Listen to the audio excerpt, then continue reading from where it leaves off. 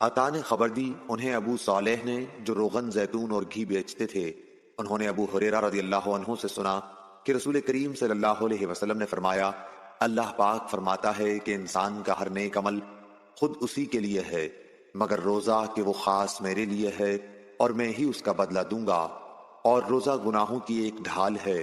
اگر کوئی روزے سے ہو تو اسے فحش گوئی نہ کرنی چاہیے اور نہ شور مچائے۔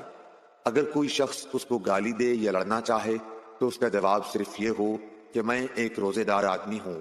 اس ذات کی قسم جس کے ہاتھ میں محمد صلی اللہ علیہ وسلم کی جان ہے، روزے دار کے منہ کی بو اللہ تعالیٰ کے نزدیک مشک کی خوشبو سے بھی زیادہ بہتر ہے۔